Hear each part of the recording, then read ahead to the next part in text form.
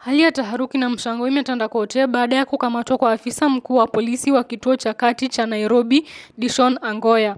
Hatua hii inajiri kufuatia madai kuwa afisa huyo aliwaachilia huru waandamanaji 64 waliokuwa wamekamatwa mbaroni wakati wa maandamano. Kulingana na viongozi wa kijamii na wanaharakati walikusanyika kumpa mshikamano, inaelezwa kuwa OCS Angoya alichukua hatua hiyo baada ya kubainika kuwa naona alifanya haki.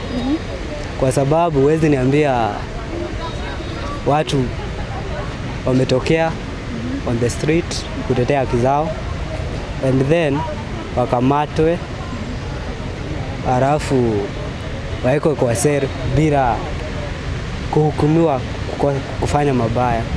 Kulingana na viongozi wa kijamii na wanaharakati walikusanyika kumpa mshikamano, inaelezwa kuwa OCS Angoya alichukua hatua hiyo baada ya kubainika kuwa waliokamatwa hawakuwa na hatia yoyote. Hata hivyo mzozo unadaiwa kuibuka baada ya taarifa rasmi za serikali kudai kuwa idadi kubwa ya watu iliyokuwa imekamatwa, jambo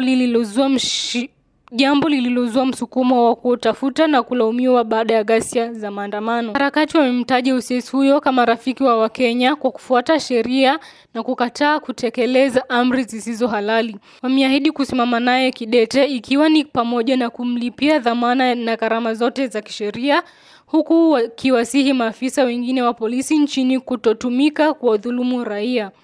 Na kabla awaachilie alipewa nguvu na OCPD. Akaambiwa waachilia wa watu kwa sababu hawana hatia yote. Baada ya kuwaachilia watu kwenda nyumbani, jioni kulikuwa na press conference by Murkomen ambao ilisemekana kuna watu 300 ambao wameshikwa, lakini wale watu 300 hawakuwa kwa sababu walikuwa shaachiliwa. Sio ikasemekana kwamba lazima watu wengine walaumiwe. Na unajua kwamba jana watu walipigwa risasi wakaumizwa, so lazima watu tutafutiwe makosa. OCS ni rafiki wa Wakenya. Ukiangalia hapa kuna Wakenya wengi sana. Hao Wakenya wote wamekuja kuunga mkono Bwana Dishon. Nasema kwamba akienda kotini tutamtolea bond, tutampigania, na polisi wote Kenya mzima. Usifuate sheria ambayo si halali. You can disobey legal orders and Kenyans will defend you. So we have solidarity with the OCS. We'll pay his legal fees, we'll support him, and if he's fired, Kenyans will hire him. So from today, he's ours. Si ni kweli? Huyo askari sasa ni wetu, si wa Murkomen ama Kanja, ni wetu. Na askari wote Kenya mzima. Usipige Wakenya. Wakenya wanawaunga polisi mikono, wapewe mshahara mzuri na wapate kuwa Wakenya. That's why we're here in solidarity with Dishon.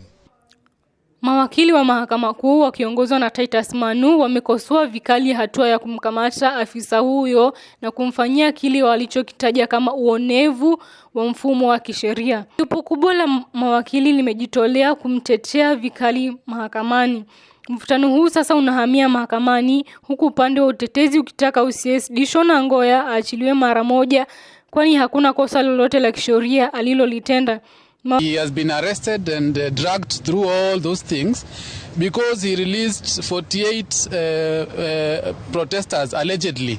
And it is well within his power, within his authority. It is sending even a very bad message, including to the police service, that if you respect the constitution, if you do what the constitution allows you to do, then you will face retribution and retaliation from this government.